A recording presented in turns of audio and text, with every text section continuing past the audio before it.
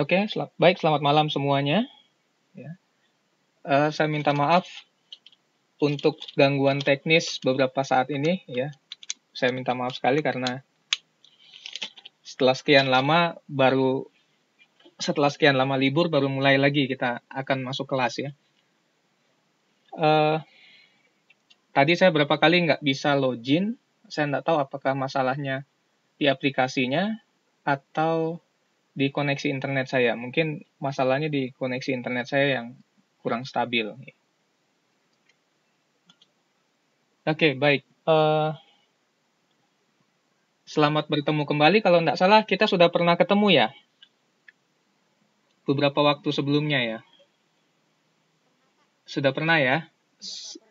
Kita sudah pernah belajar sama-sama kan? Sistem informasi manajemen ya? Iya, oke baik. Jadi, ya sebagian besar Anda sudah mengenal saya dan saya juga masih mengingat Anda. Ya. Tapi setelah saya lihat yang join di grup kita, sepertinya jumlah mahasiswanya lebih banyak dari yang di kelas sistem informasi manajemen ya?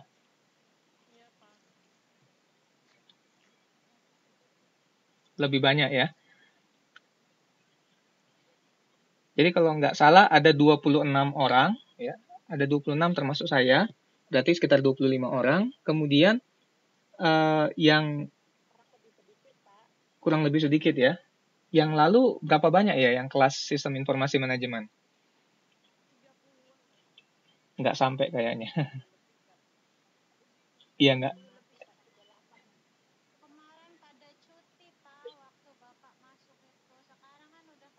Oke. Iya, betul, betul. Iya, banyak yang pulang waktu lalu ya. Oke, baik. Bagi teman-teman yang kita sudah pernah ketemu sebelumnya, selamat bertemu kembali. Ya, dan teman-teman yang baru bergabung, ya selamat ketemu ya. Berarti saya harus perkenalkan diri saya lagi ya. Ya. Baik, nama saya Musa Budi Dharma. Ya. Nama lengkap saya terlalu panjang, jadi panggil aja saya Musa. Ya. Saya saat ini adalah mahasiswa S3 di Southern Taiwan University of Science and Technology, STUST di Tainan. Ya. Jadi saya malam ini sama-sama belajar dengan Anda dari Tainan. Ada yang dari Tainan juga atau semuanya dari Taipei?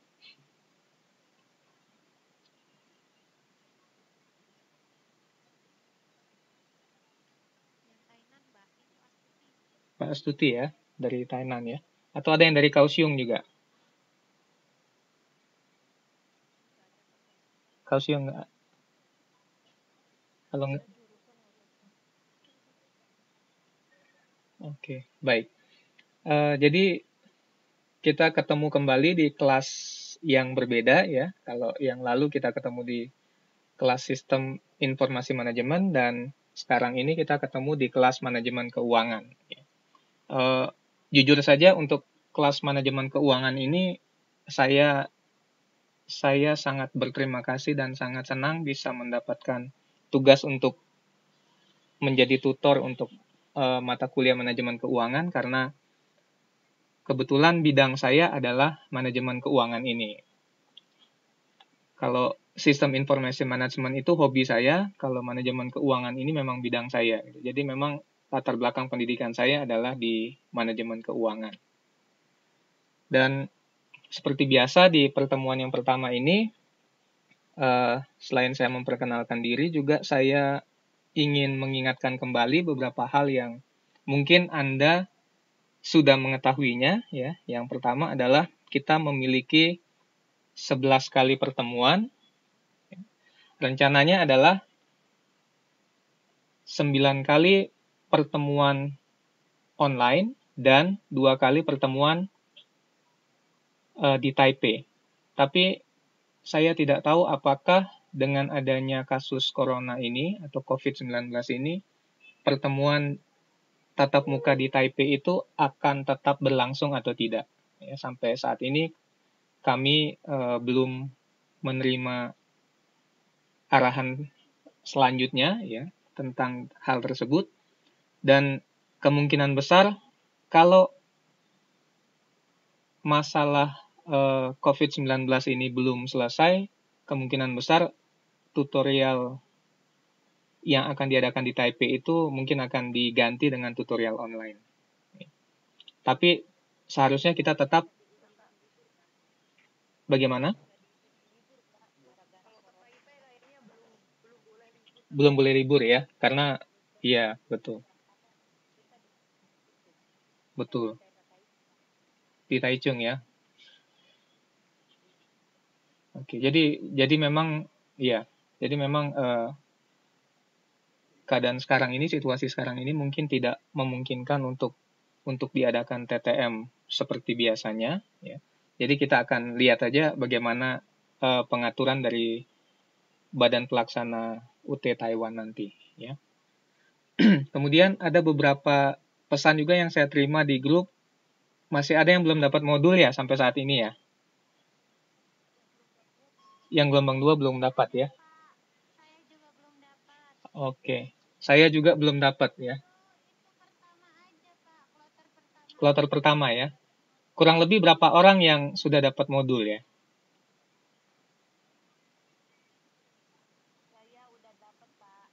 Oke, sudah dapat ya. Oke. Mungkin kalau setengah masih belum dapat modul ya.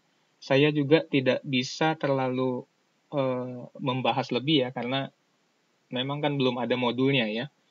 Saya juga sampai saat ini belum menerima modul ya, karena kemarin memang tidak ada.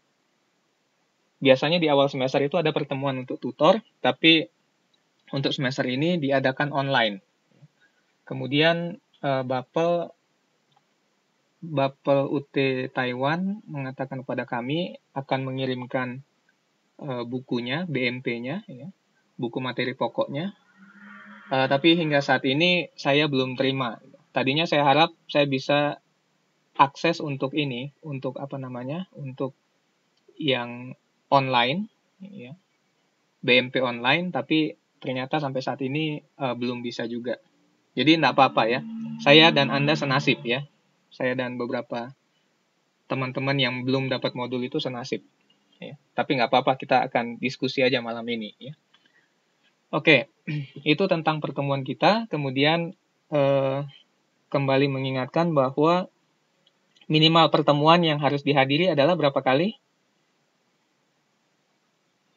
5 kali. Oke. Jadi kalau Anda menghadiri 5 kali pertemuan, maka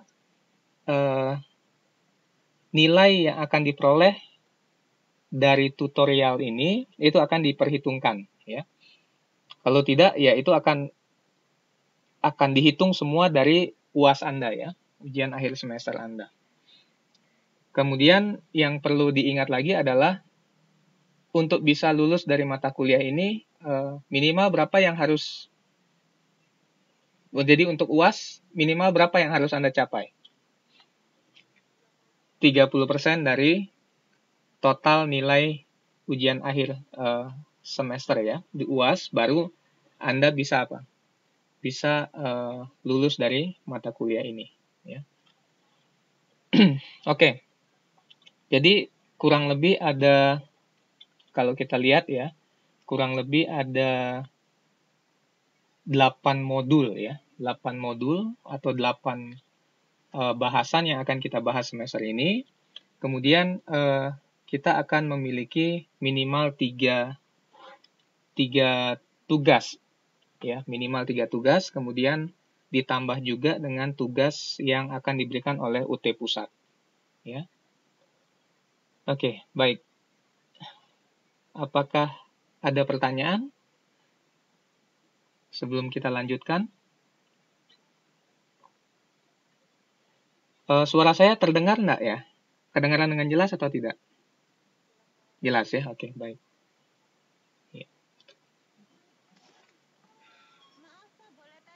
Iya, silakan.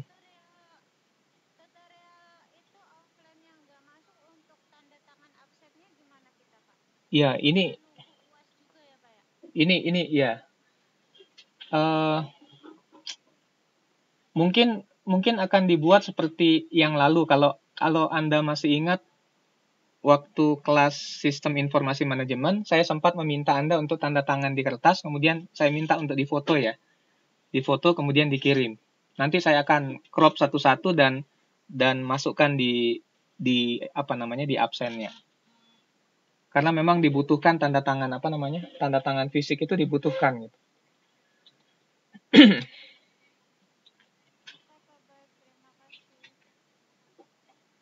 Jadi mudah-mudahan ya kita bisa akalin lah gimana caranya untuk dapat tanda tangan ya. Selagi ada internet kita bisa inilah ya, mungkin bisa dibuat seperti yang lalu ya. Kita bisa manfaatkan kecanggihan teknologi saat ini. Ya. Kemudian kita belum punya ketua kelas ya.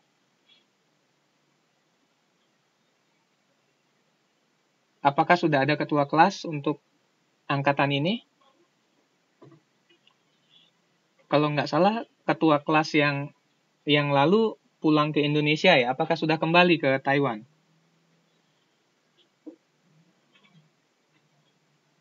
Oh, belum ya. Oke, baik. Kalau begitu sekarang kita pilih ketua kelas ya. Kita pilih ketua kelas supaya bisa ini, apa namanya, untuk mempermudah koordinasi aja sebenarnya. Ya, kira-kira ada yang mau mencalonkan diri jadi ketua kelas?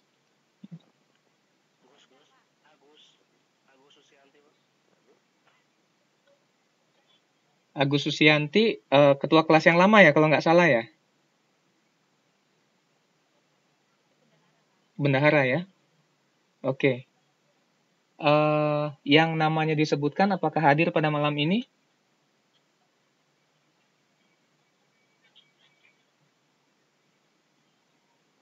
Hadir ya. Yang pertama saya kontak ya kalau nggak salah ya. Oh, yang lain aja ya. Oke, ada usulan nama lain? Nama yang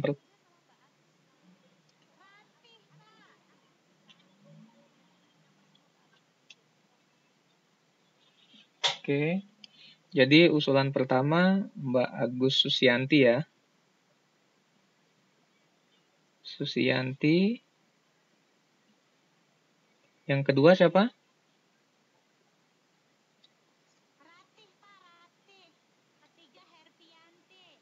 Usulan kedua adalah Mbak Rati Dwi Safitri ya. Lalu yang ketiga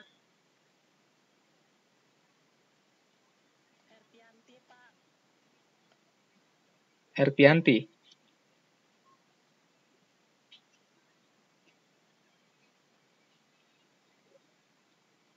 Mbak Herpiantinya ada nggak? Mbak Agus Susianti ada. Mbak Rati Dwi Safitrinya ada nggak? Mbak Ratinya ada nggak? Ada, oke. Herpianti ada? Ada, oke. Jadi 3 calon ini ada semua ya. Saya nggak tahu gimana caranya mau pilih ketua ini. Ada yang bisa bikin voting tolong dibuatkan voting di grup ya, kita pilih ya.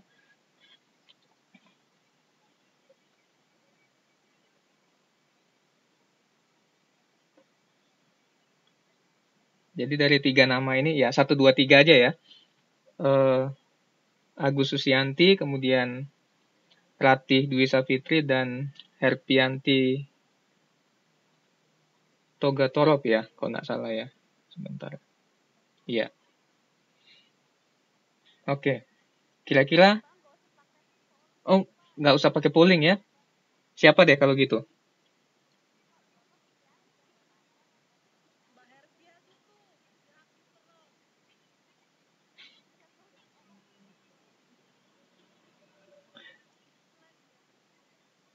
Oke.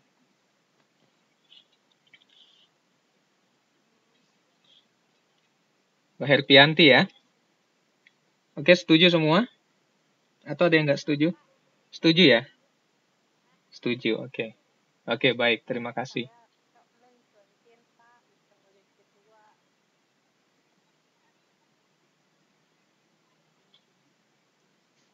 Bagaimana? Enggak, bukan. Nggak apa-apa ya. Jadi ada ketua ini untuk membantu untuk membantu supaya kelasnya lebih lancar ya. Atau mungkin tambah satu lagi ya, antara dua ini Mbak Agus Susianti atau Mbak Ratih ini, siapa yang bisa jadi wakil ketua kelas? Oke, baik ya. Oke, baik ya. Jadi ketua kelasnya Mbak Herpianti dan Ratih ya sebagai wakilnya. Oke, udah sepakat ya? Oke, baik. Saya minta tolong, iya. Oke, baik. Terima kasih. Hari ini saya belum ada list daftar nama mahasiswa untuk kelas ini ya. Saya minta tolong kalau bisa ketua kelas dan wakil membantu saya untuk membuatkan daftar namanya ya. Jadi daftar nama dan NIM untuk mahasiswa yang ada di kelas ini ya, kelas manajemen keuangan. Oke. Baik, terima kasih banyak. Kemudian apa lagi ya? Ada pertanyaan sebelum kita masuk ke materi?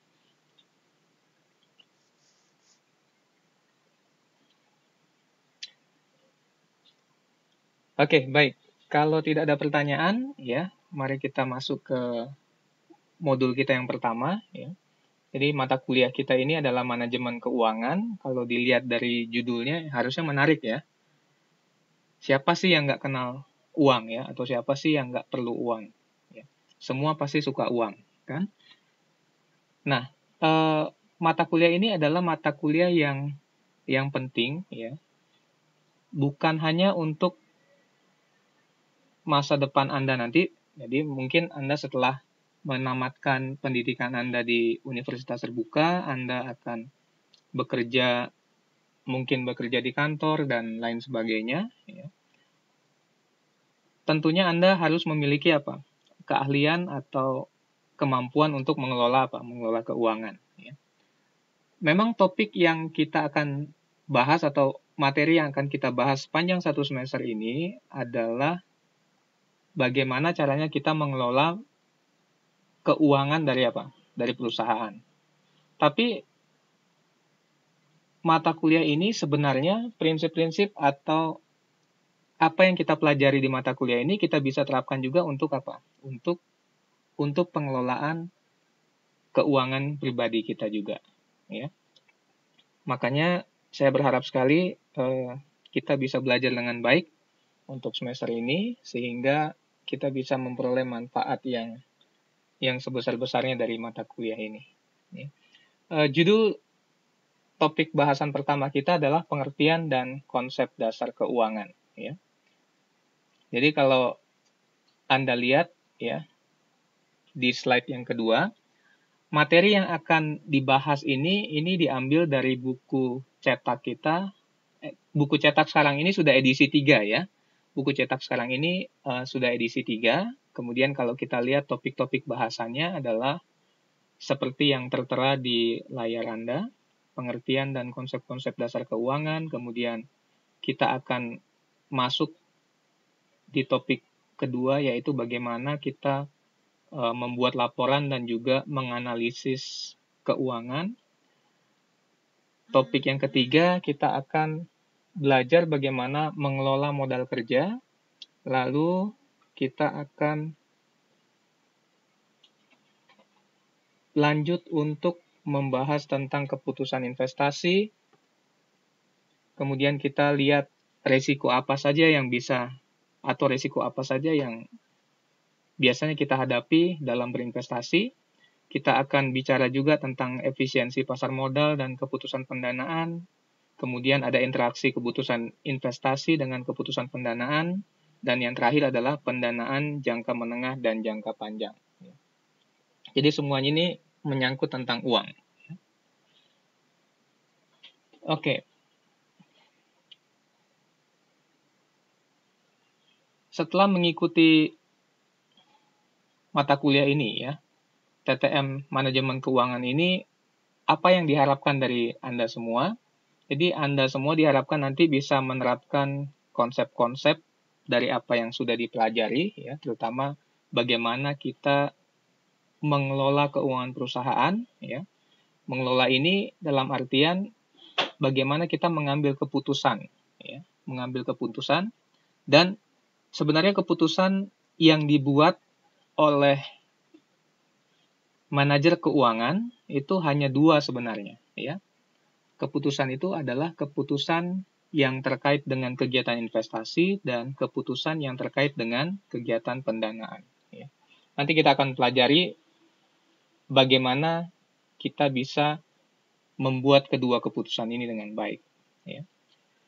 Kemudian kompetensi khusus yang Anda diharapkan bisa dapatkan setelah pertemuan ini adalah Anda bisa menjelaskan konsep manajemen keuangan, kemudian ada satu konsep yang penting juga di sini yaitu tentang pengertian nilai waktu uang dan juga opportunity cost ya. Kemudian Anda bisa menghitung nilai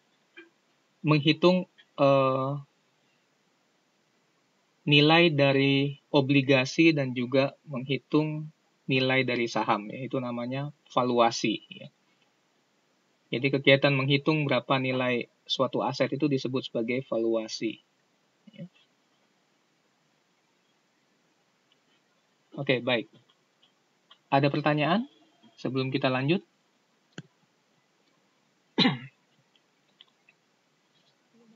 Belum ada ya. Oke. Slide-nya masih kelihatan ya?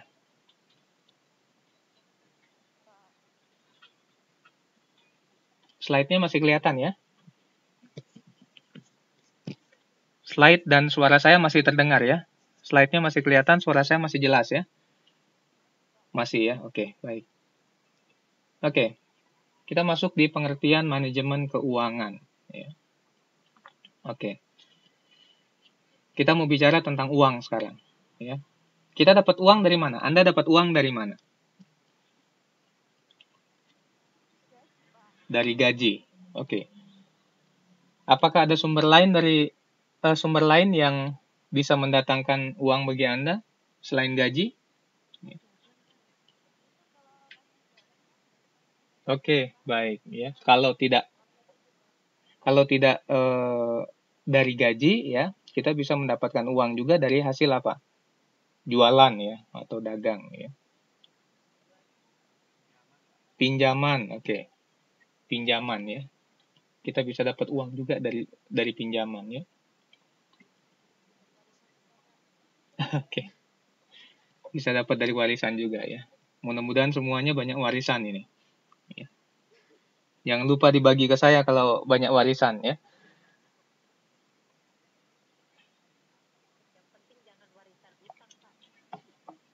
Oke, baik. Jadi setelah Anda terima gaji setiap bulan, apa yang akan Anda lakukan ya? Apakah Anda akan menghabiskannya secara langsung?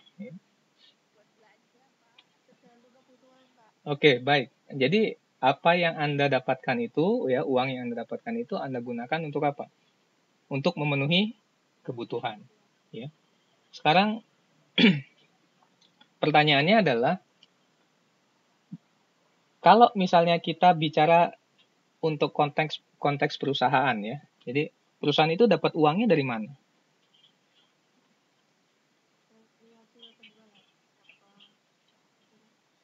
Ya. Perusahaan itu dapat uang dari penjualan ya atau memberikan apa? Memberikan jasa ya. Jadi kan mungkin Anda sudah pelajari jenis-jenis perusahaan ya, ada perusahaan jasa, ada perusahaan manufaktur ya, ada perusahaan apa? Ada perusahaan dagang ya. Jadi kalau misalnya perusahaan itu adalah perusahaan dagang atau perusahaan manufaktur, mereka mendapatkan uang dari hasil operasionalnya itu melakukan apa? Penjualan ya. Ke perusahaan manufaktur memproduksi barang kemudian dia jual ya. Perusahaan dagang Ya, dia ambil barang dari supplier, kemudian dia jual, dia dapat apa? Dapat uang atau cash ya. Kalau perusahaan jasa, dia memperoleh dana dari atau memperoleh uang dari hasil dia memberikan apa? Ya, menjual jasa kepada kliennya. Nah, apa yang perusahaan harus lakukan dengan uang yang didapatkan itu? Ya. Jadi kalau Anda lihat perusahaan atau Anda pribadi, ya, kalau dapat uang itu harus diapakan? Harus dihabiskan atau harus dikelola? Dikelola ya. Kenapa kita harus kelola uang? Ya. Oke, terima kasih ya. Supaya bisa menghasilkan uang lagi. Ya. Ada alasan lain? Ya.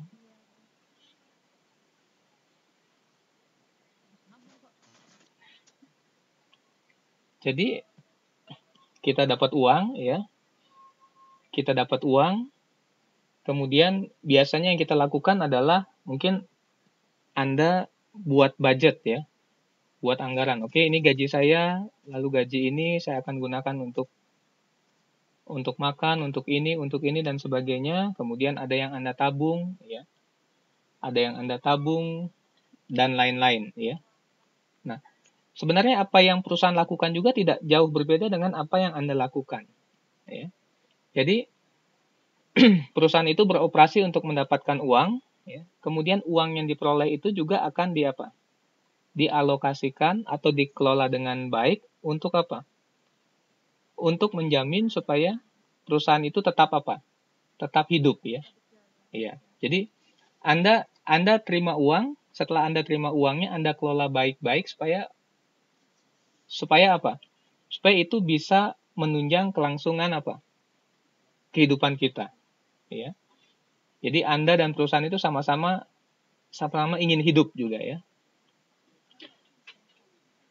Oke. Alasan kenapa kita perlu mengelola keuangan itu dengan baik, yang pertama adalah alasan utamanya adalah uang itu atau cash itu terbatas ya. Karena cash itu terbatas, karena uang itu terbatas, maka kita harus mengelolanya dengan apa? Dengan sangat hati-hati ya. Kemudian yang kedua, tanpa adanya uang, maka perusahaan itu tidak bisa apa? Tidak bisa menjalankan kegiatannya ya. Jadi kalau perusahaan itu tidak bisa menjalankan kegiatannya, apa yang terjadi? Perusahaan itu akan apa? Akan bangkrut. Kalau perusahaan itu bangkrut, apa jadinya? Ya udah, ya. Siapa yang rugi? Ya. Yang rugi adalah pemilik perusahaan. Yang rugi adalah siapa lagi? Karyawan, ya. Ya, betul. Pemilik perusahaan atau investor, ya. Karyawannya rugi, siapa lagi? Pemerintah rugi, ya. Udah enggak dapat apa?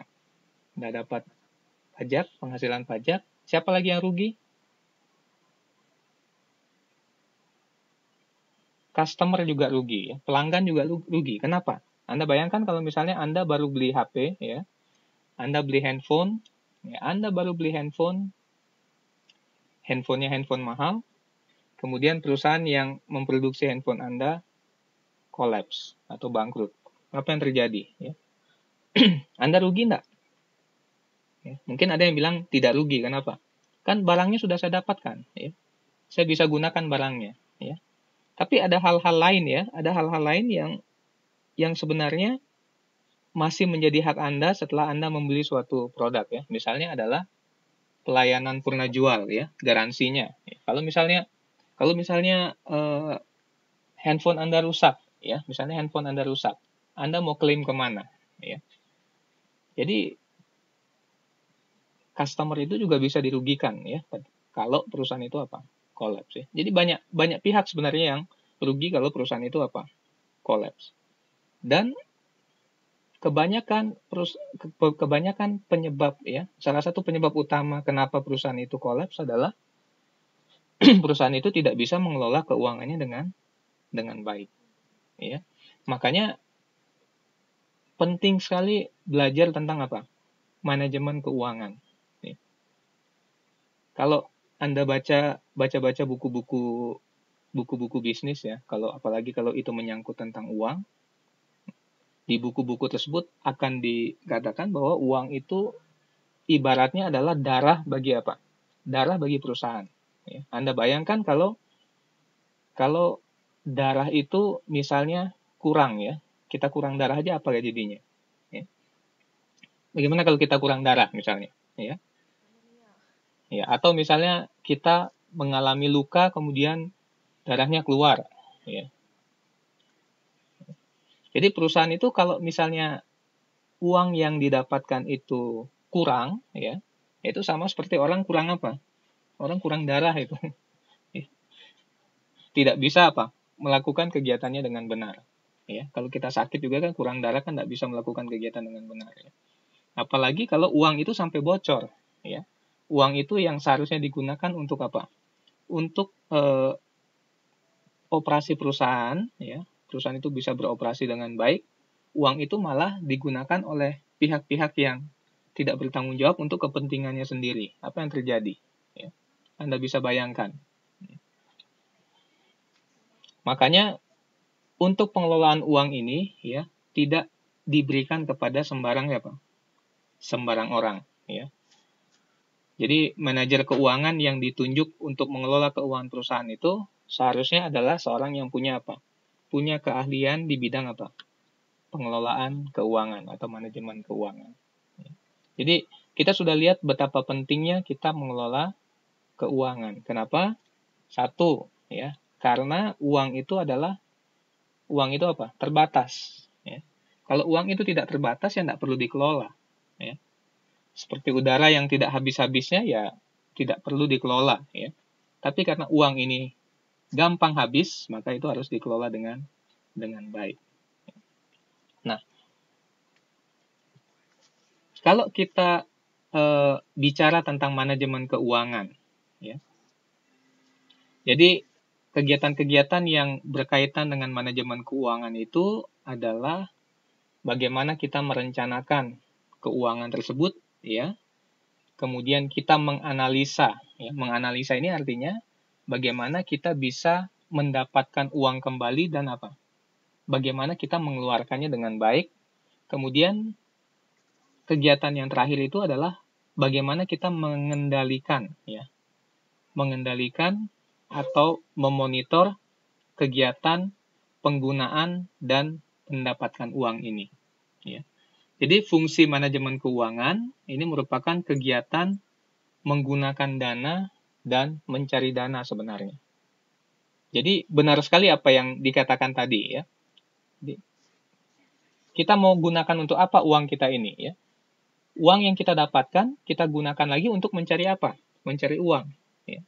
Contohnya kalau misalnya kita kerja di kantor ya, kita kerja di perusahaan ya, kita dapat gaji ya.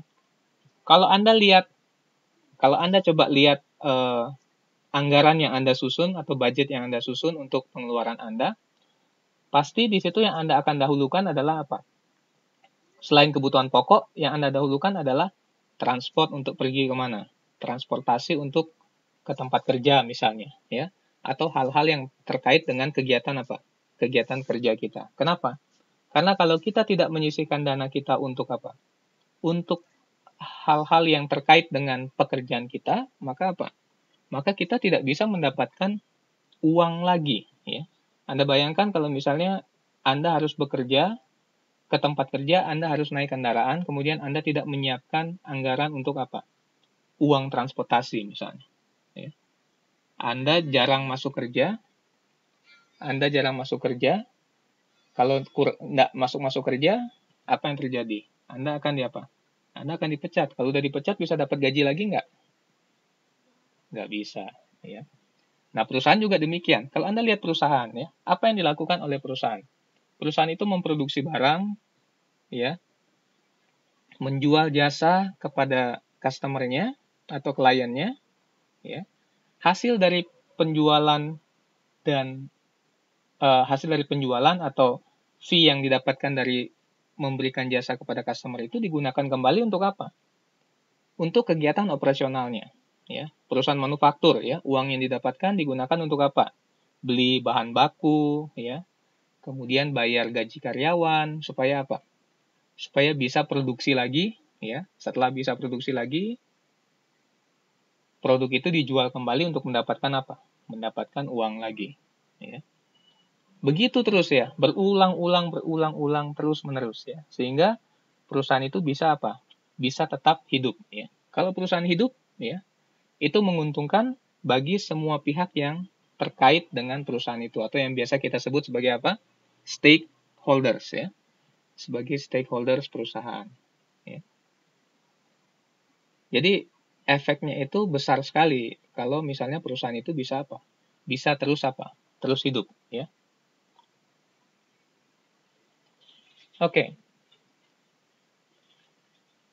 Kalau Anda lihat di buku Anda ya, ada gambar ini, ada bagan ini ya. Jadi financial manager ini ada di tengah ya. Financial manager ini ada di tengah, kemudian ada dua pihak lain ya. Yang pertama adalah operasi perusahaan, dan yang di sebelahnya lagi adalah financial market ya. Jadi gambar ini menunjukkan peran dari seorang apa? Manajer keuangan ya. Peran dari manajer keuangan. Ya. Oke. Kita akan coba lihat bagaimana sih sebenarnya peran dari manajer keuangan ini. Ya. Nah, di situ di gambar itu ada beberapa anak panah, ya. Kemudian anak-anak panah ini ada nomor-nomornya, dan di bawah gambar itu ada apa? Ada keterangannya, ya. Jadi yang pertama, ya, sebelum kita membahas gambar ini, ya,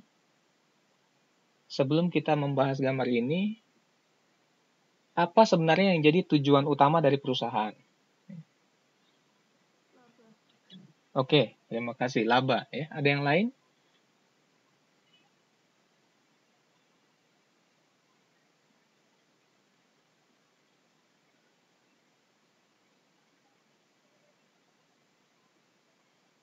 Ada yang lain selain mendapatkan laba? Ya. Apa sih sebenarnya tujuan dari perusahaan? Ya. Keuntungan sama laba sama. Ya. Oke, memperoleh dana, memperoleh uang. Ya. Ada lagi nggak? Atau udah ada yang sempat baca ininya, baca buku modulnya? Ada yang sempat baca BMP-nya? Ya. Itu hati-hati ya.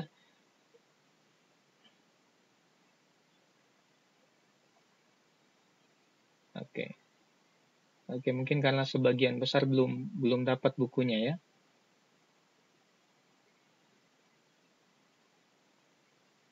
Oke. Tujuan utama dari perusahaan itu adalah memaksimalkan, ya. Kalau Anda lihat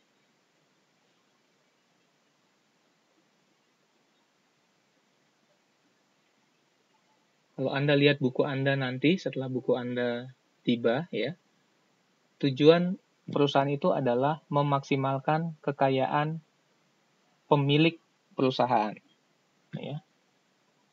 Memaksimalkan kekayaan dari pemilik perusahaan.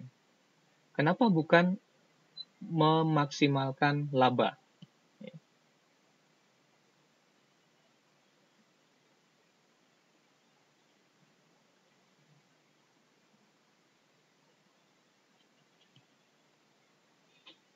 Oke, kenapa tidak memaksimalkan laba?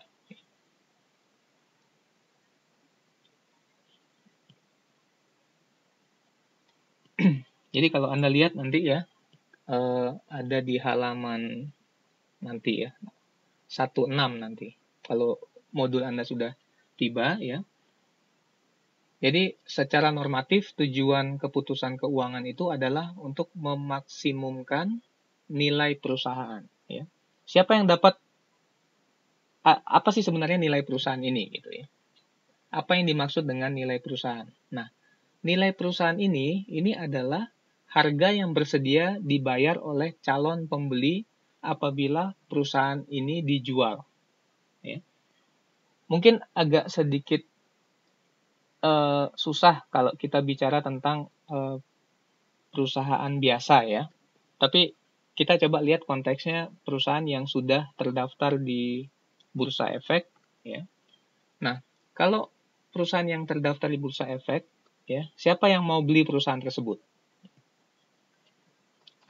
Jadi beli perusahaan itu bukan berarti kita mau membeli satu perusahaan secara utuh, enggak ya. Kalau di Bursa Efek, pernah Anda dengar istilah tentang saham? Pernah ya. Pernah Anda dengar istilah tentang saham? Ya. Anda tahu apa itu saham? Ya. Apa itu saham? Apa itu saham? Ya. Saham adalah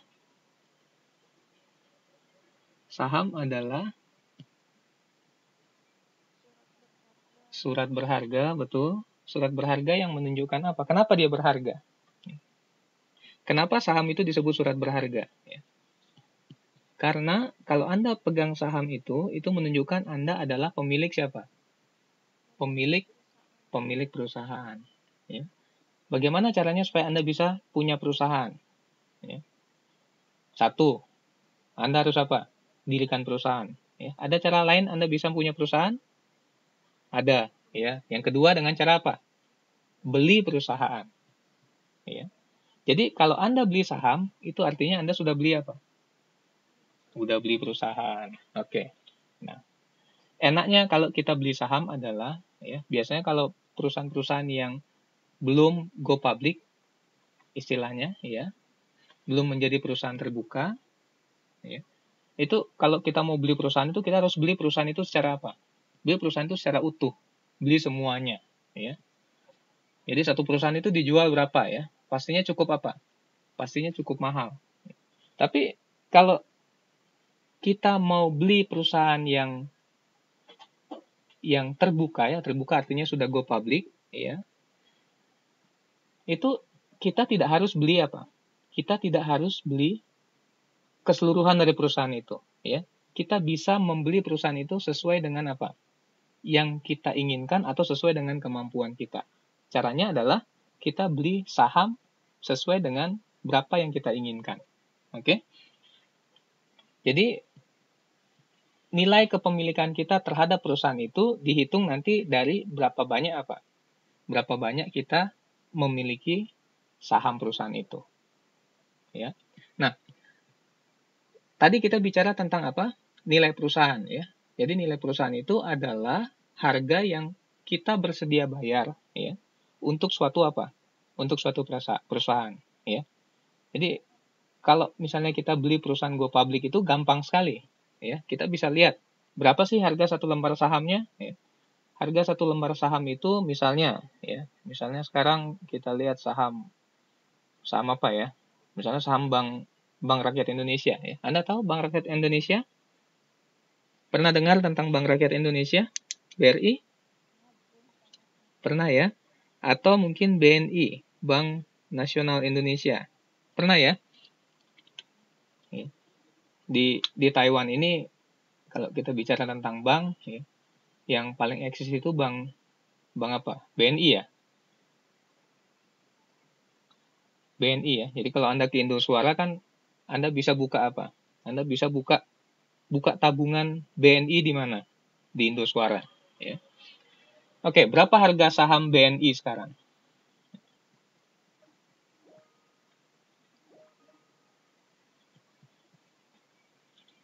Halo, iya.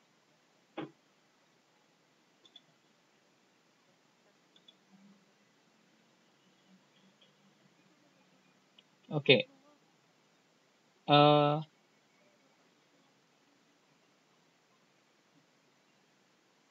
suara saya terdengaran enggak? Halo? Halo?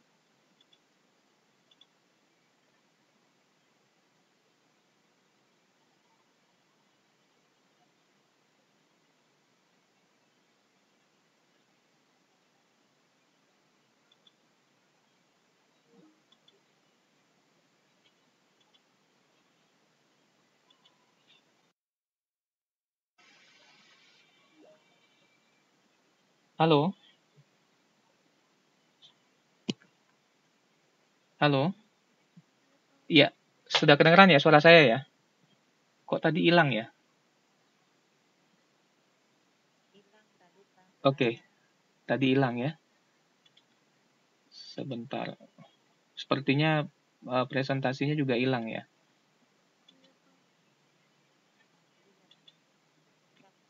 Oke, iya.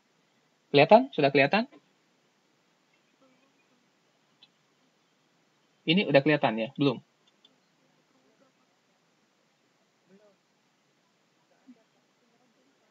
Masih loading ya? Udah ya? Sudah?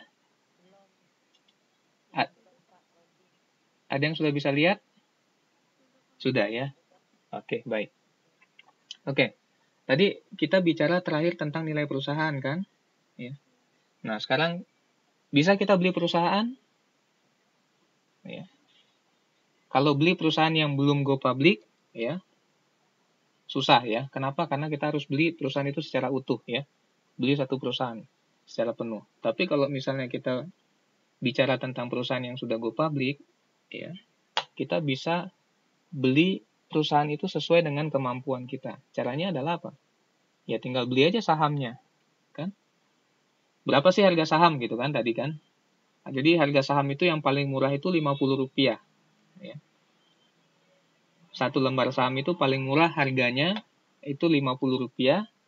Kemudian ya kalau yang paling mahal ya cukup mahal ya. Ada yang sampai 100 ribuan ke atas ya.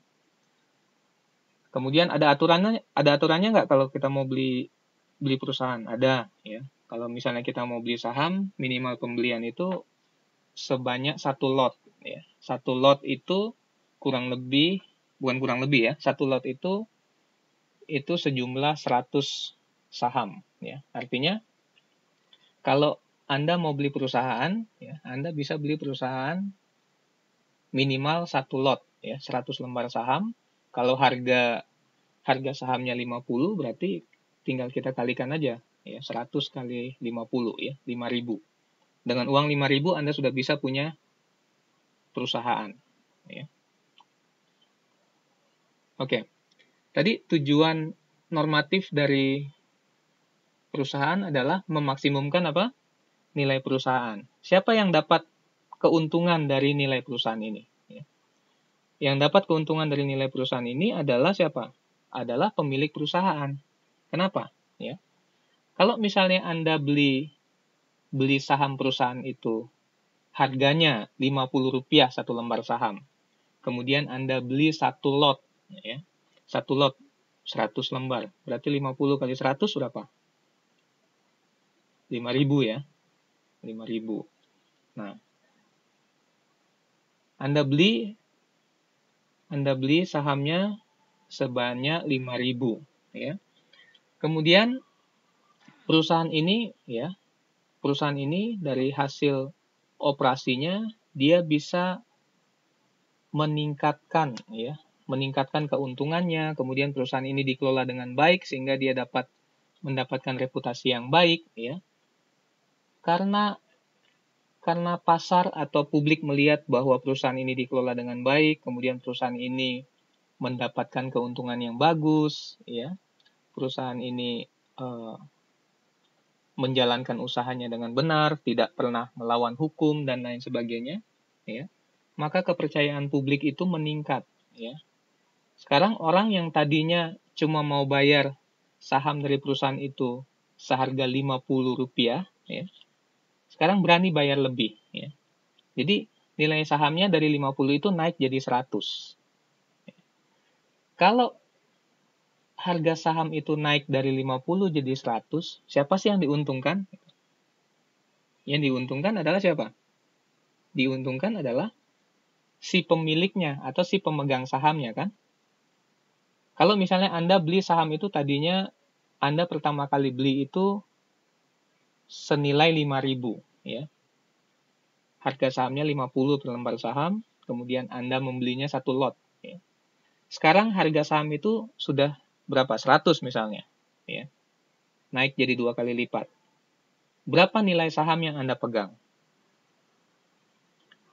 Dari 5.000 dia naik jadi berapa? Naik jadi 10.000. Ya. Siapa yang untung? Ya. Jadi kalau pada saat nilai saham itu 10.000, kemudian dijual, ya, Anda jual saham itu, dapat berapa? Dapat 10.000. Modal Anda 5.000, Anda jual 10.000, dapat untung berapa? Dapat untung 5.000. Jadi siapa yang diuntungkan? Pemilik saham, ya. Siapa ini pemilik saham? Siapa pemilik saham? Pemilik saham ini adalah siapa? Pemilik perusahaan, kan? Ya. Jadi pada saat perusahaan itu bisa menaikkan, ya, nilai perusahaan, itulah yang dikatakan apa? Memaksimalkan nilai perusahaan atau memaksimalkan kekayaan pemegang saham. Ya. Jadi tujuan sebenarnya dari perusahaan itu adalah meningkatkan apa? Nilai perusahaan itu. Ya. Meningkatkan nilai perusahaan. Bagaimana caranya? Nah, caranya hanya ada dua keputusan besar yang harus dibuat oleh manajer keuangan ini. Yang pertama adalah dia membuat keputusan investasi, ya. Dengan membuat keputusan investasi ini, maka perusahaan itu bisa mendapatkan untung lebih apa? Lebih banyak, ya. Perusahaan ini jadi lebih besar dan lain sebagainya, ya. Kemudian keputusan yang kedua adalah apa? Bagaimana perusahaan ini bisa mendapatkan dana, ya. Perusahaan ini bisa mendapatkan dana. Dananya ini dipakai untuk apa, ya? Dana ini dipakai untuk satu, untuk kegiatan operasional. Yang kedua untuk apa? Untuk kegiatan investasi, ya. Tadi kan kegiatan investasi di kegiatan pertama tadi investasi, apakah investasi itu hanya membutuhkan tenaga saja? Tidak, ya. Investasi itu membutuhkan dana. Contohnya apa? Misalnya perusahaan itu membeli mesin, ya. Membeli mesin. Kenapa perusahaan harus beli mesin? Perusahaan itu harus beli mesin supaya dia bisa meningkatkan kapasitas produksinya. Apa yang terjadi kalau kapasitas produksinya naik? Kalau kapasitas produksinya naik, maka dia bisa memproduksi barang lebih banyak. Kalau barang lebih banyak dia bisa produksi, dia bisa meningkatkan penjualan perusahaan itu. Ya. Artinya kalau penjualannya meningkat, uang yang masuk juga apa? Uang yang masuk juga meningkat. Ya. Tapi ingat, untuk beli mesin itu pakai apa? Pakai uang, ya, pakai dana. Ya. Harga mesin murah atau enggak? Harga mesin biasanya mahal. Ya. Makanya dana yang dibutuhkan juga banyak. Financial manager inilah yang harus memutuskan dia cari dananya nanti dari mana. Ya.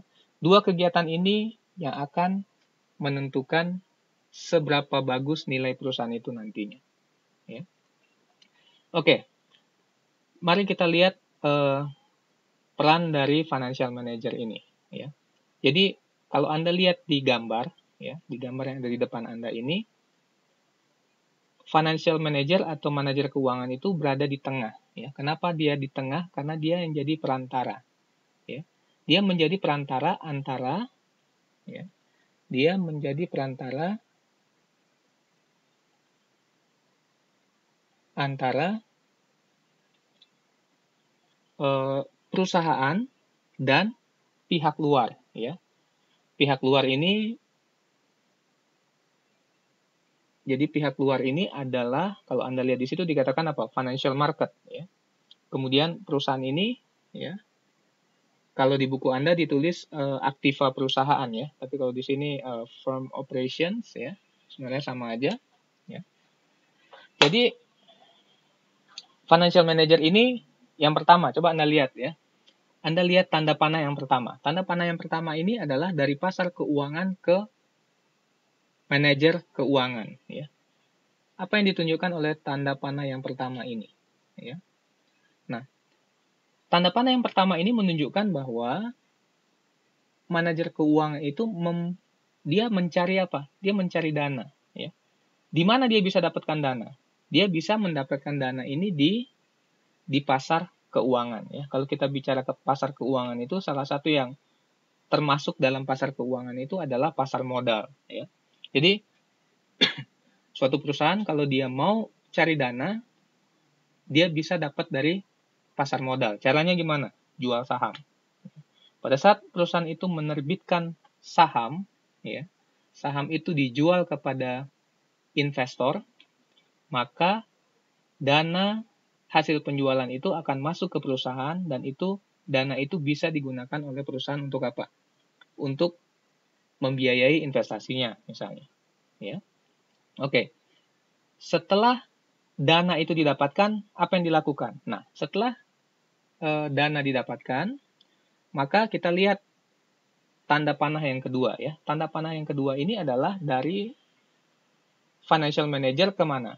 Ke perusahaan, ya. Ke perusahaan. Apa yang dilakukan di sini? Nah, dana yang didapatkan di sini diinvestasikan ke perusahaan. Investasinya dalam bentuk apa?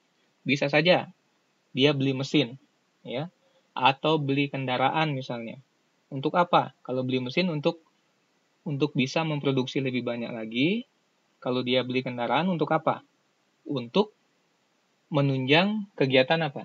Distribusi. Tujuannya adalah apa? Tujuannya adalah supaya perusahaan itu bisa meningkatkan pendapatannya, ya. Nah, setelah ada kegiatan investasi tadi yang dilakukan, ya, maka perusahaan itu bekerja atau beroperasi. Dari hasil operasi itu dapat apa? Ya, dapat dana, ya, dapat dana lagi. Oke. Dana itu akan dikelola lagi oleh si manajer keuangan, ya. Tujuannya untuk apa? Nah, sekarang ada dana yang didapatkan, ya. Dana ini bisa dipakai untuk satu, memberikan kompensasi terhadap siapa? Memberikan kompensasi terhadap si pemegang saham. Apa kompensasinya? Oke. Jadi si pemegang saham ini mau menanamkan dananya di perusahaan, ya, memberikan dananya, beli saham ke perusahaan, harus ada apanya? Harus ada imbalannya dong, ya. Nah, mungkin ada orang yang mau beli saham, ya, atau membeli suatu perusahaan, kemudian itu hanya dianggap sebagai sumbangan aja. Tidak, ya. Tentu ada maksud-maksud di belakang tindakan tersebut bagi siapa? Bagi investor tadi. Ya. Apa motivasinya? Ya. Kalau Anda jadi pemegang saham atau Anda jadi investor, apa motivasinya? Motivasinya Anda harus dapat apa? Harus dapat keuntungan, kan? Jadi, Anda membeli saham itu tujuannya adalah untuk apa? Untuk investasi. Investasi itu untuk apa? Agar Anda mendapatkan apa? Agar Anda mendapatkan keuntungan. Ya. Keuntungan seorang investor atau pemegang saham adalah satu, dia bisa terima dividen. Ya. Apa itu dividen? Dividen itu adalah pembagian apa? Pembagian yang diberikan oleh perusahaan untuk apa? Jadi pembagian, dari mana dapat pembagian ini? Pembagian ini dapat dari hasil apa? Operasional perusahaan, ya, yang sudah dipotong untuk berbagai keperluan perusahaan, ya. Sisa dana yang udah nggak kepake ini, kemudian dibagi kepada siapa? Pemegang saham, dalam bentuk dividen, ya. Siapa yang berhak terima dividen? Yang berhak terima dividen hanya pemegang saham, ya. Satu. Kemudian dana yang didapatkan dari kegiatan operasional perusahaan itu juga bisa diinvestasikan, ya, diinvestasikan. Ya. Jadi dana itu bisa diinvestasikan, ya. Perusahaan itu memperoleh keuntungan, ya. Sebagian keuntungan dikembalikan lagi kepada siapa? Pemegang saham, ya, sebagai kompensasi atas atas investasi yang ditanamkan di perusahaan dalam bentuk dividen. Tapi ada lagi yang diinvestasikan, reinvested namanya, ya, diinvestasikan kembali ke perusahaan, ya. Mungkin tidak langsung digunakan dalam kegiatan investasi, ya, tapi disimpan dulu. Ini yang kalau Anda masih mengingat pelajaran akuntansi Anda, ini yang disebut sebagai laba apa? Laba ditahan, ya. Apa sih fungsinya laba ditahan? Nah, fungsi dari laba ditahan ini adalah ini adalah dana yang akan digunakan untuk investasi perusahaan ya. Misalnya kalau misalnya mau membeli mesin lagi, dia tidak perlu menjual sahamnya lagi, tapi dia menggunakan apa? Laba ditahan. Oke. Oke, suara saya masih terdengar? Halo?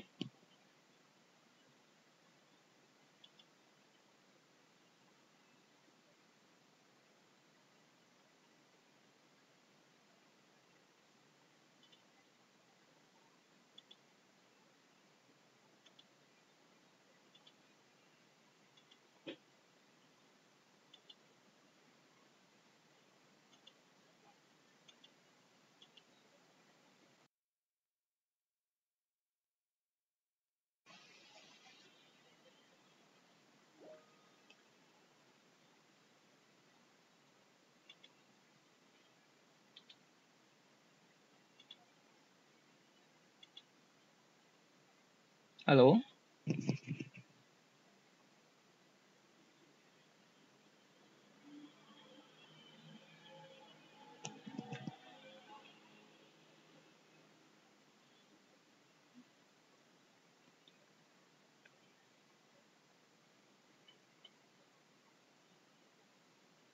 Oke, halo? Apakah Anda dengar suara saya?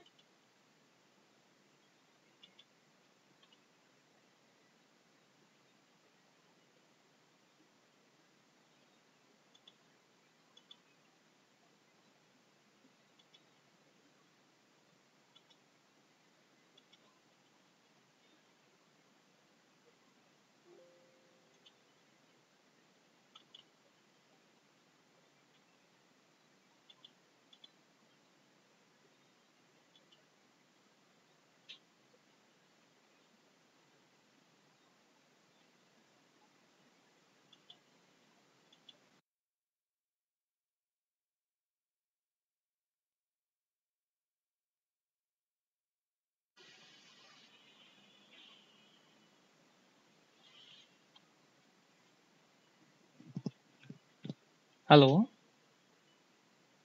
Iya. Hilang ya suara saya ya? Oh, hilang-hilang ya suara saya ya? Kemungkinan, ya, minta maaf. Kemungkinan jaringannya mungkin nggak terlalu bagus ya. Oke, sebentar saya kembali lagi. Presentasinya kelihatan ya, slide-nya? Belum ada ya? Belum ada ya, sebentar saya inikan lagi. Oke, baik. Minta maaf saya inikan lagi ya.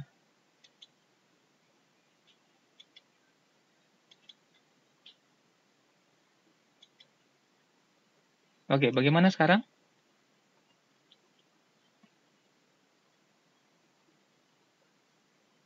Apakah slide-nya sudah kelihatan? Masih loading, oke, baik. Jadi tadi saya menjelaskan tentang peran dari manajer keuangan ya. Sampai di mana yang Anda dengar tadi? Terakhir yang Anda dengar tadi sampai di mana? Oke, investasi sudah tanda panah yang keberapa tadi ya? Apakah sudah sampai perusahaan financial manager itu kembalikan sebagian dana yang dihasilkan dari operasi perusahaan itu ke pemegang saham? Belum ya. Oke, berarti saya harus ulang lagi ya. Oke, baik. Sudah ada gambarnya? Oke, baik. Nah, oke. Saya akan jelaskan secara singkat ya. Jadi gambar ini menunjukkan tanda anak panah yang pertama itu ya, yang pertama itu menunjukkan bahwa perusahaan itu si financial manager ya, dia mencari dana dan dana itu biasanya didapatkan dari financial market ya atau pasar keuangan ya. Contoh financial market atau pasar keuangan adalah pasar modal. Jadi kalau kita bicara pasar modal, disitulah saham dan obligasi itu di mana? Dijual, ya. Jadi setelah perusahaan itu jual sahamnya, maka perusahaan itu akan dapat apa? Dana. Atau dia jual obligasi, perusahaan akan dapat dana. Kemudian dana itu digunakan untuk apa? Anak panah yang kedua, digunakan untuk operasi perusahaan, ya. Diinvestasikan istilahnya. Investasikan dalam bentuk apa? Bisa diinvestasikan dalam bentuk mesin, ya. Bisa diinvestasikan dalam bentuk bahan baku, ya.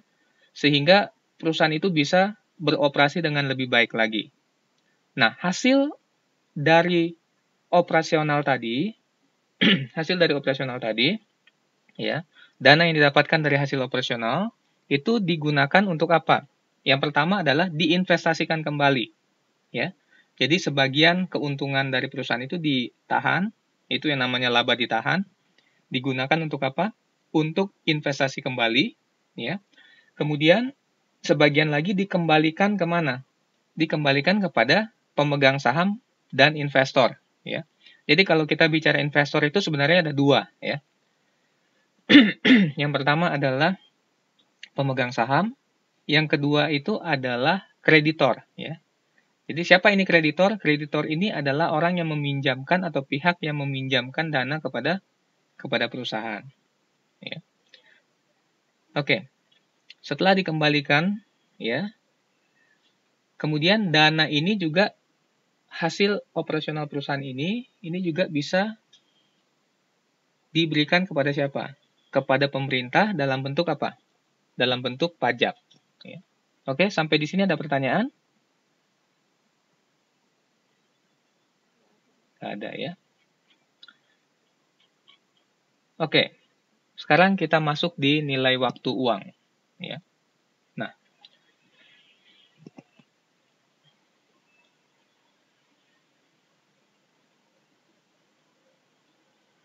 kalau misalnya Anda dijanjikan oleh seseorang untuk mendapatkan uang, ya, Anda akan diberikan uang sebesar 1 juta rupiah, ya. Kapan sebaiknya Anda menerima uang itu? Apakah Anda mau terima uang itu sekarang atau tahun depan, ya? Anda lebih pilih diberikan sekarang uangnya atau diberikan tahun depan uangnya? Sekarang. Kenapa? Tahun depan. Oke, tapi tetap loh tahun depan itu uang yang diberikan cuma 1 juta. Gitu. Sekarang, ya. Oke.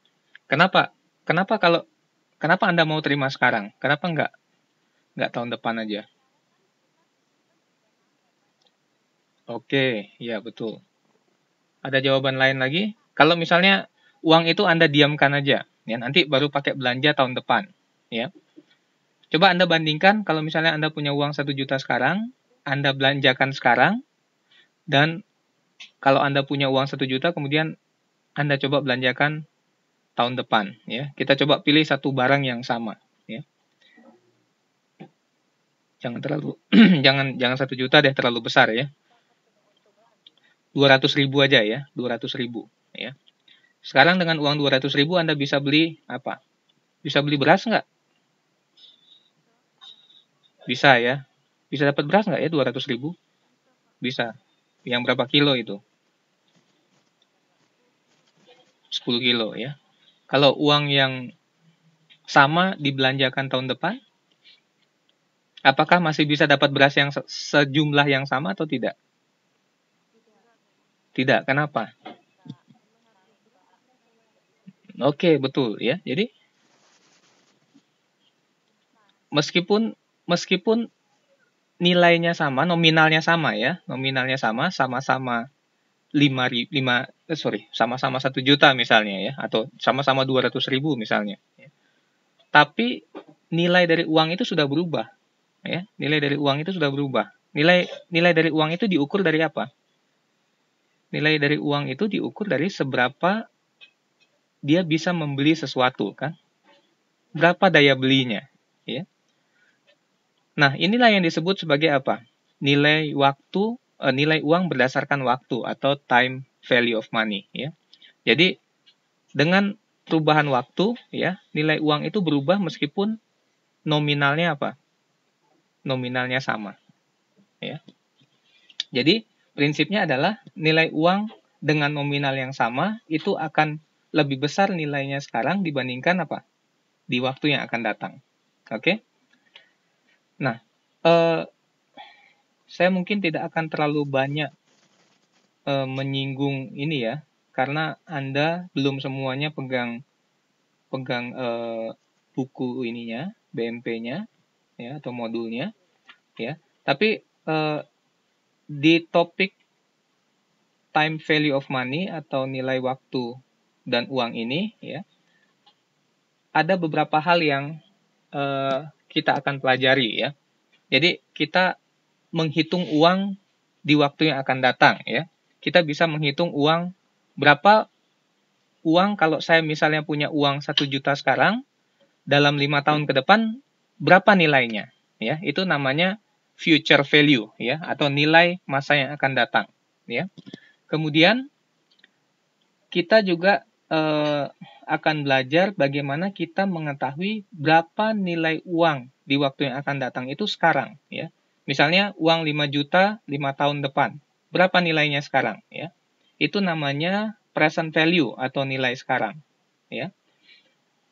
Nah, kenapa kita harus tahu, kenapa kita harus bisa menghitung berapa nilai sekarang, kemudian berapa nilai di waktu yang akan datang? Ini berkaitan erat dengan apa? Berkaitan erat dengan kemampuan kita untuk mengelola keuangan nanti. Ya. Kalau kita tidak memahami konsep ini, maka seringkali kita bisa apa namanya? Salah mengambil keputusan, ya. Contoh yang paling mudah adalah begini, ya. Adalah seperti yang saya contohkan tadi, ya. Kalau misalnya Anda punya uang 200.000, ya. Atau Anda dijanjikan uang 200.000. Ya. Kapan Anda mau terima uang itu? Apakah sekarang atau 1 tahun yang akan datang? Ya. Tentu saja sekarang kan, karena nilai sekarang lebih besar daripada nilai di waktu yang akan datang. Nah, ini juga membantu untuk mengelola keuangan perusahaan. Jadi contohnya, pada saat kita mengelola piutang dari perusahaan, ya. Ada yang tahu beda hutang dan piutang?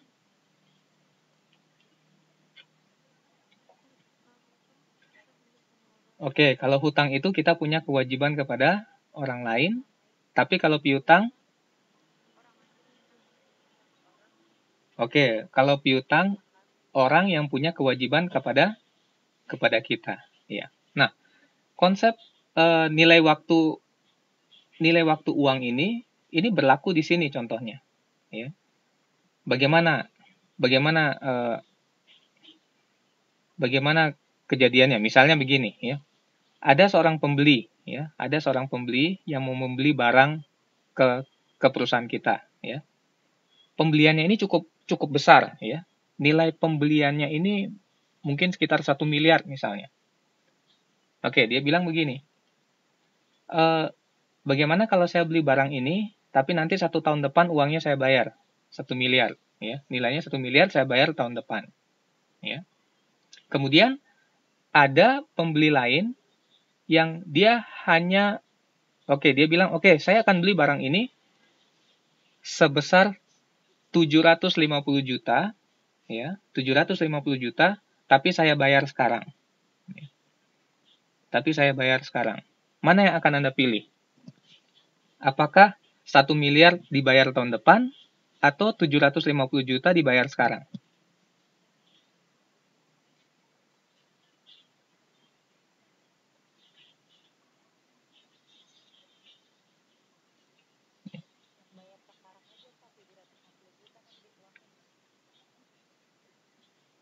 Halo? Iya. Bagaimana? Oke.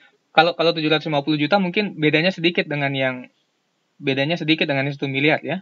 Misalnya 650 juta deh, ya. 650 juta bayar sekarang, ada pembeli satu lagi, dia menawarkan 1 miliar tapi bayar 1 tahun yang akan datang. Mana yang akan Anda pilih? Ya. 650. 650. Oke, bisa dipakai usaha lagi. Oke, terima kasih ya. Oke, baik ya. Jadi kembali lagi ke konsep yang tadi ya, ya. Nilai nilai uang sekarang itu lebih besar di waktu yang akan datang ya. Seringkali orang salah membuat keputusan ini ya.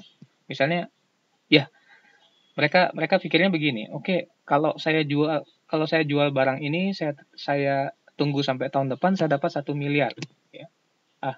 1 miliar kan lebih besar daripada 650 juta ya. 1 miliar lebih besar daripada 650 juta. Berarti keuntungan saya lebih besar kalau saya jual, kemudian saya terima uangnya 1 tahun yang akan datang. Ya. Secara nominal memang terlihat lebih besar. Ya. Secara nominal memang terlihat lebih besar. Tapi kalau kita melihat, kalau kita melihat bagaimana nilai atau daya beli dari uang itu akan berkurang dari waktu ke waktu, ya, bisa saja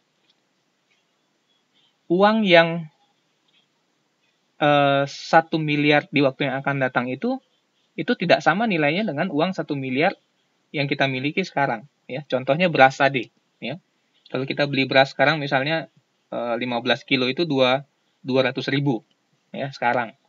Apakah tahun depan kita bisa beli? Belum tentu. Ya, mungkin nilainya sudah naik. Ya, mungkin nilainya sudah naik jadi 230.000 atau 240.000. Ya. Ada apa di situ? Ada inflasi. Ya, inflasi itu mengurangi apa? Daya beli dari uang yang kita miliki. Nah, uang 1 miliar itu, uang 1 miliar di waktu yang 1 tahun dari sekarang itu, kalau kita tarik nilainya sekarang, bisa saja nilainya bukan 1 miliar. Ya. Nilainya akan apa? Akan berkurang. Ya. Kalau kita bahas tadi di awal adalah nilai sekarang lebih besar daripada nilai di waktu yang akan datang kalau nominalnya sama. Ya. Berarti kalau misalnya uang 1 miliar 1 tahun yang akan datang, kita tarik, kita cari nilainya di waktu sekarang ini, itu harusnya nilainya jadi lebih apa? Harusnya nilainya jadi lebih kecil. Ya. Nah, faktor-faktor apa yang mempengaruhi nilai uang tersebut? Salah satunya adalah apa tadi? Inflasi. Ya. Oke. Coba Anda lihat ini ya. Ini contohnya. Ya. Oke. Anda masih bisa lihat slide-nya? Iya, bisa ini ya. Oke, ini contoh nilai masa yang akan datang ya. Nilai masa yang akan datang ini ya, ini rumusnya ya. Mungkin kita langsung ke contohnya aja deh ya. Nanti Anda bisa lihat, kita akan bahas kembali ini ya. Mungkin pada jadwal TTM saya akan khusus bahas tentang nilai waktu uang ini karena ini menarik sebenarnya ya. Ini contohnya ya. Amir menyimpan uang di bank sebesar 2 juta selama 3 tahun dan memperoleh bunga 15% per tahun. Maka pada tahun ketiga Amir akan menerima uang sebesar berapa banyak? Ya. Nah, di sini Amir uangnya kapan ini? Punya uangnya kapan? Ya.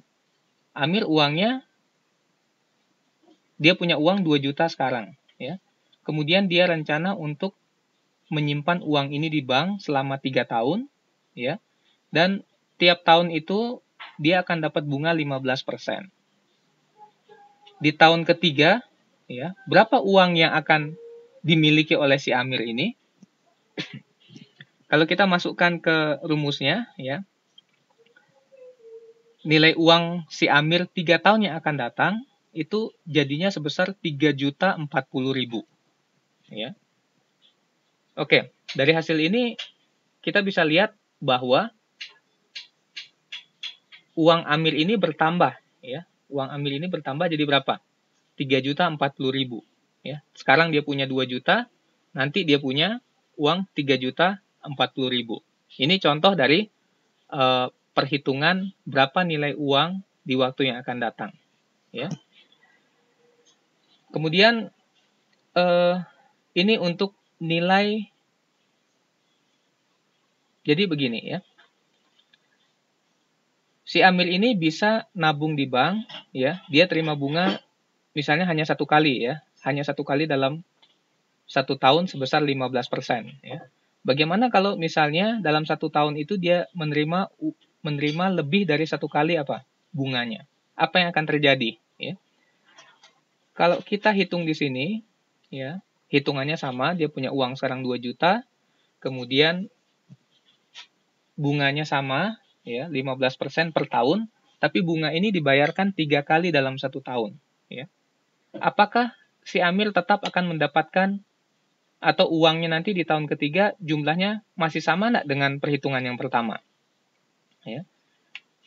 Nah, di sini kita menggunakan yang namanya adalah bunga berbunga ya.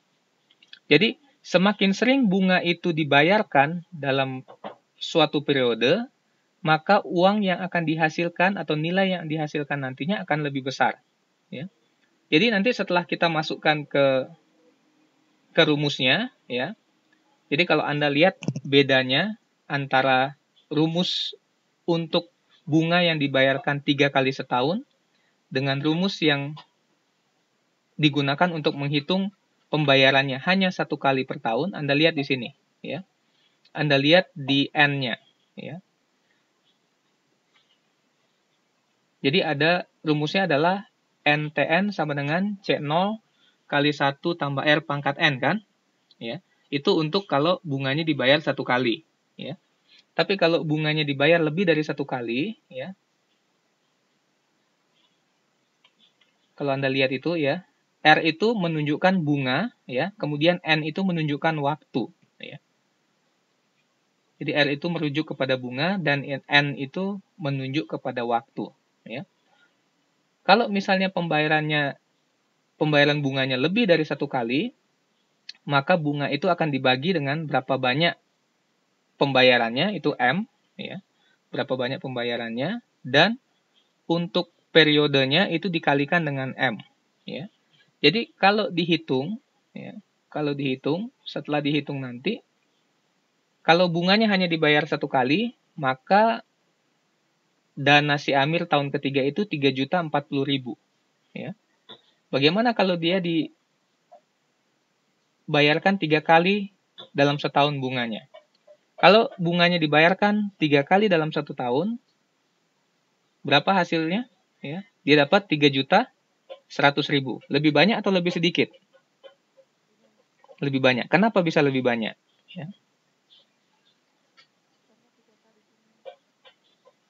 Oke. Karena 3 kali bunga. Loh, kenapa 3 kali bunga? Kenapa 3 kali bunga? Sebenarnya kan kalau bunganya ditambahkan itu tetap 15%, ya. Hanya bunganya aja dibagi 3 kan? Jadi 15% bagi 3 berarti per 1 kali pembayaran itu hanya 5% yang dibayarkan. Tapi kenapa kalau dia dibayarkan bunganya 3 kali, hasil akhirnya itu beda dengan bunga yang dibayarkan hanya 1 kali, padahal total bunganya tetap sama 15%.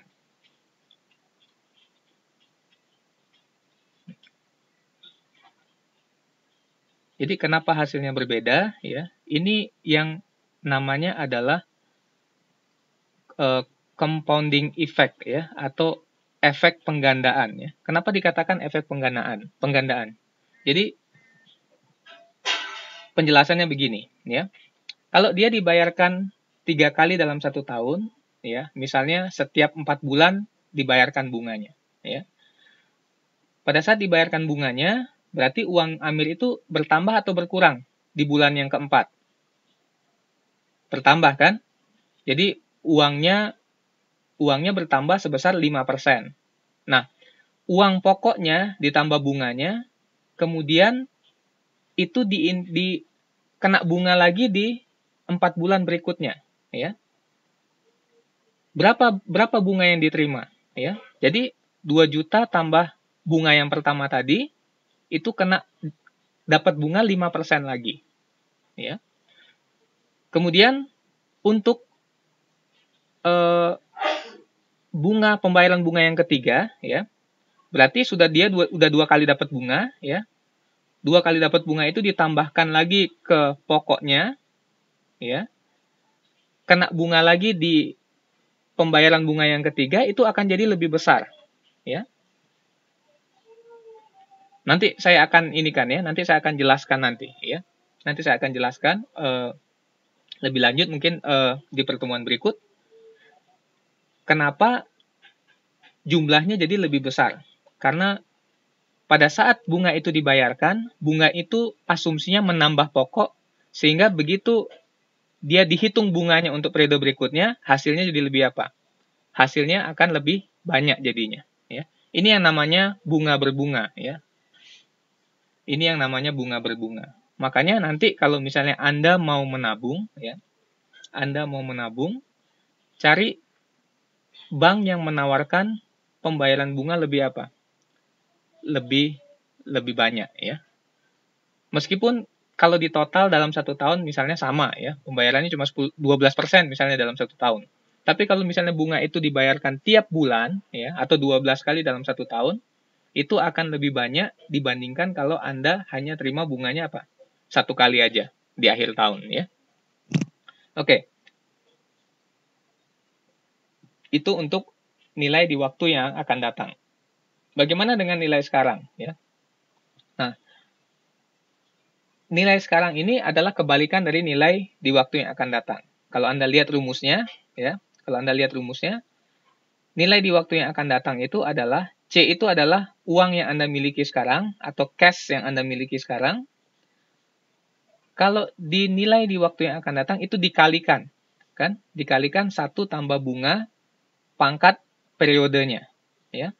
Tapi kalau di waktu sekarang atau nilai sekarang itu dibagi, ya. Jadi berapa nilai cash yang ada, ya, atau biasa disebut sebagai cash flow yang ada, dibagi dengan 1 tambah bunga pangkat N atau pangkat periodenya, ya. Jadi itu akan mendapatkan nilai waktu sekarang, ya. Contoh soalnya adalah seperti ini, ya. Misalnya 5 tahun depan si Hasan akan dapat uang 5 juta, ya. Nah, tingkat bunga pada saat itu adalah 15%. Maka berapa nilai sekarang dari penerimaan 5 juta tadi, ya. Jadi nilai sekarang dari penerimaan 5 juta di 5 tahun yang akan datang itu sebenarnya uang dia sekarang itu sebesar berapa? 2.485.000, ya. Jadi nilai uang 5 juta, ya, 5 tahun yang akan datang, ya. Kalau ditarik nilainya sekarang itu hanya sebesar berapa? 2.485.000. Oke. Nah, perhitungan ini gunanya untuk apa? Ya, misalnya Anda punya kebutuhan di waktu yang akan datang, ya. Misalnya Anda mau beli rumah, Anda ingin punya uang 100 juta 5 tahun yang akan datang, ya. Berapa uang yang Anda harus tabungkan sekarang supaya nanti 5 tahun depan uang Anda itu jadi 100 juta misalnya, ya. Dengan mempertimbangkan suku bunga yang ada, kemudian kita gunakan rumus ini, maka kita bisa mengetahui apa? Berapa uang yang harus kita siapkan sekarang supaya kalau kita tabung nilai uang itu sekarang, 5 tahun depan jadinya 100 juta. Ya. Itu aplikasinya. Oke. Kira-kira bisa dapat apa yang saya terangkan? Ada pertanyaan?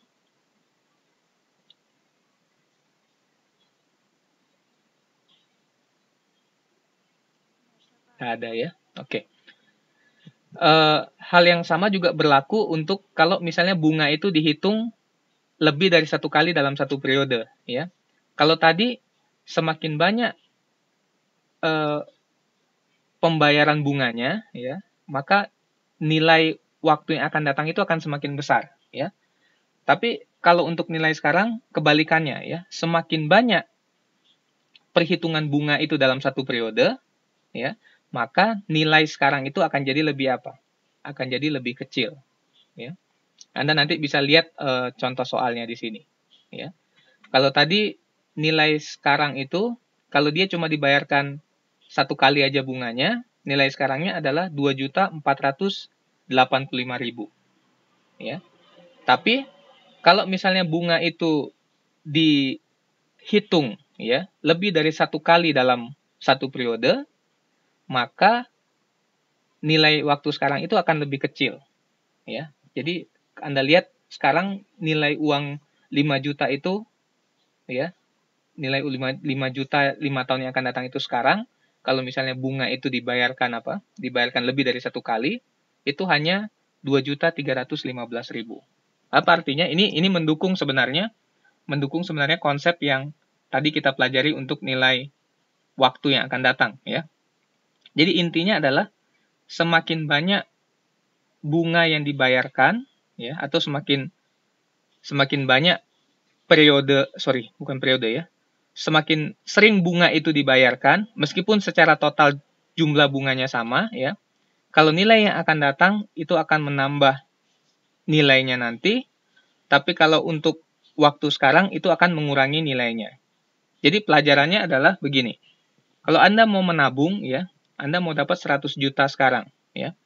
Kemudian ada 2 produk tabungan. Ada tabungan yang bayar bunganya hanya sekali, ada produk lainnya yang menawarkan bunganya dibayar lebih dari 1 kali dalam 1 tahun ya. Apakah dana yang Anda siapkan sekarang ini akan jadi lebih sedikit atau lebih banyak, itu ditentukan dari berapa kali bunga itu dibayarkan ya. Semakin sering bunga itu dibayarkan, semakin sedikit dana yang Anda harus siapkan sekarang supaya uang tersebut bisa menjadi seperti apa yang Anda harapkan di 5 tahun yang akan datang ya. Jadi aplikasinya demikian ya. Oke, ada pertanyaan? Ya. Nah, kemudian ada perhitungan internal rate of return. Internal rate of return ini sebenarnya ingin menghitung berapa sih bunga yang terjadi ya. Misalnya uang 5 tahun yang akan datang itu kalau saya bayar cicilannya misalnya 100 juta ya selama 5 tahun. Nah, saya bayarnya dengan cicilan misalnya 20 juta sebulan ya. 20 juta setahun misalnya. Saya tidak tahu berapa bunganya ya. Saya tidak tahu berapa bunganya. Untuk menghitung berapa bunga itu kita memakai perhitungan internal rate of return ya. Mengingat waktu saya tidak bisa menerangkannya sekarang, tapi saya akan menerangkan nanti ya. Di pertemuan berikutnya saya akan jelaskan sedikit ya. Kemudian kita juga belajar tentang dasar-dasar penilaian atau yang namanya valuasi ya. Nilai waktu berdasarkan uang atau time value of money ini ya sangat berguna dalam menghitung berapa nilai suatu aset ya, atau dalam menghitung dasar-dasar penilaian ya. Nah, dasar-dasar penilaian atau valuasi ini ya, ini namanya valuasi atau valuation ya. Ini biasanya kita gunakan untuk menghitung berapa nilai obligasi dan berapa nilai saham ya, berapa nilai obligasi dan berapa nilai saham. Oke.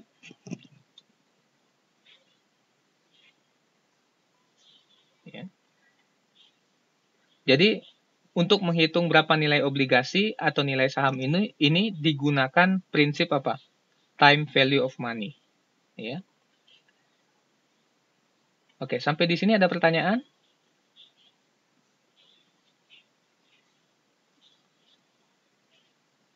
Halo? Aduh, iya. Saya takut hilang lagi suara saya ya. Oke. Minta maaf ya, saya belum bisa menjelaskan lebih detail karena sebagian dari Anda belum pegang bukunya. Nanti setelah Anda dapat bukunya, kita akan lebih enak lagi membahasnya ya. Saya akan terangkan ini ya, time value of money ini dan bagaimana cara menghitung nanti obligasi dan saham ya. Tapi saya sekarang cuma kasih konsepnya aja ya.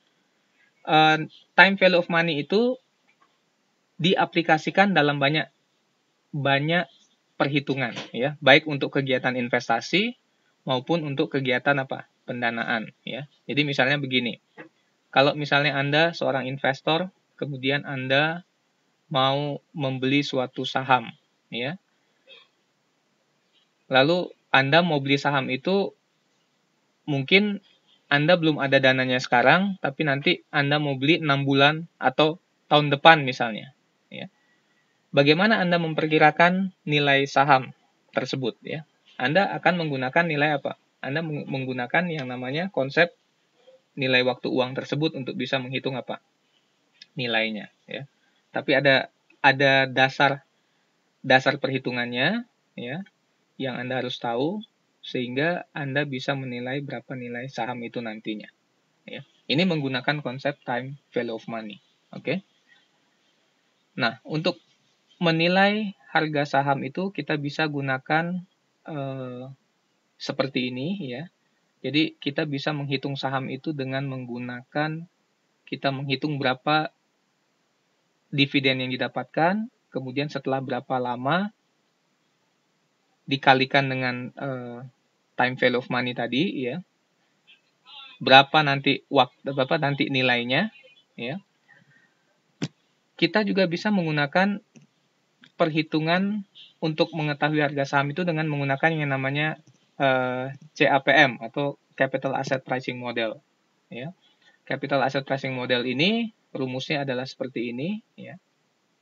Rumusnya adalah seperti ini ya. Ini menaksir harga saham dengan CAPM. Di sini ada contoh soalnya. Suatu saham diperkirakan mempunyai beta, ini beta ya, seperti huruf B ini beta namanya 1,2, dan RM ini adalah return yang ditawarkan oleh market. Return itu adalah imbal hasil yang ditawarkan oleh pasar ya, sebesar 16%. Berapakah RI-nya? RI ini adalah berapa return yang didapatkan untuk saham itu jika RF-nya 10%. Oke, beta itu menunjukkan tingkat resiko dari suatu perusahaan ya. Semakin besar betanya, artinya perusahaan itu semakin besar resikonya ya. Kalau beta itu sama dengan 1 ya. Kalau misalnya betanya itu sama dengan 1, itu artinya resiko perusahaan itu sama dengan resiko pasar. Jadi resiko pasar itu artinya semua perusahaan yang ada di bursa saham itu ya, dirata-ratakan dia punya beta ya. Itu adalah beta apa? Beta pasar namanya ya. Kalau beta perusahaan itu lebih tinggi daripada beta pasar, itu artinya perusahaan itu lebih apa? Lebih beresiko daripada perusahaan-perusahaan lain yang ada di bursa saham tersebut ya. Kalau RM itu adalah berapa return atau imbal hasil yang akan diberikan oleh pasar ya. Biasanya pasar itu dia menawarkan ada rata-rata return ya. Ada rata-ratanya. Kemudian RI ini adalah berapa return yang ditawarkan oleh saham tersebut atau dihasilkan oleh saham itu ya. RF ini adalah return untuk risk free aset ya. Risk free aset ini adalah aset-aset yang tidak beresiko ya. Jadi kalau nanti misalnya Anda berkecimpung di bidang investasi ya, nanti ada yang namanya aset-aset beresiko dan ada yang namanya aset tidak beresiko. Contoh dari aset yang beresiko adalah saham. Kenapa? Karena saham ini ada kemungkinan apa? Anda mengalami kerugian ya. Risiko itu artinya Anda ada kemungkinan untuk mengalami kerugian. Semakin besar risikonya, artinya semakin besar kerugian yang bisa Anda dapatkan. Ya. Tapi kalau Anda membeli surat berharga atau aset yang bebas risiko atau risk free namanya, ya, itu artinya Anda tidak akan susah sekali mendapatkan apa? Kerugian. Ya. Contohnya adalah, contoh dari risk free aset ini adalah surat utang yang dikeluarkan oleh pemerintah misalnya. Jadi kalau misalnya Anda beli obligasi yang dikeluarkan oleh pemerintah, maka susah sekali atau hampir tidak mungkin Anda mengalami kerugian. Kenapa? Karena pemerintah pasti bisa apa? Pemerintah pasti bisa bayar, ya. Pemerintah pasti bisa bayar utangnya, ya. Jadi rumusnya adalah seperti ini, ya. Return dari suatu aset ya, di sini saham ya, return dari suatu saham itu sama dengan berapa return yang ditawarkan oleh aset yang tidak berisiko tambah selisih antara berapa bunga atau imbal hasil yang ditawarkan oleh pasar kurangi dengan bunga atau hasil yang ditawarkan oleh risk free asset dikali dengan beta ya. Jadi hasilnya nanti ini akan dihitung untuk menghitung berapa nilai sahamnya. Oke. Ini nanti RI ini digunakan nanti untuk menghitung nilai sahamnya. Saya tidak akan bahas sekarang ya, karena sebagian dari Anda belum memiliki textbook atau buku Anda. Nanti kita akan ulangi lagi bagian ini ya. Tapi intinya adalah saya ingin menekankan bahwa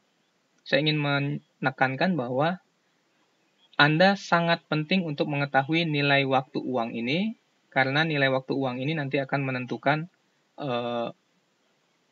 keputusan-keputusan yang harus dibuat oleh seorang manajer keuangan. Ya. Oke, sampai di sini ada pertanyaan?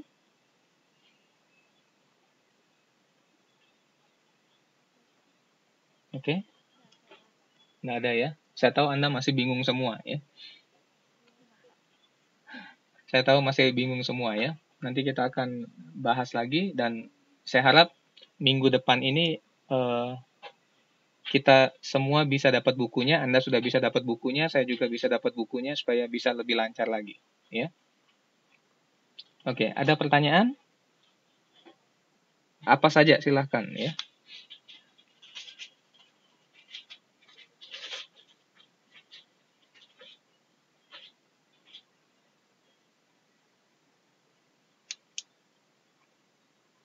Oke, nggak ada pertanyaan?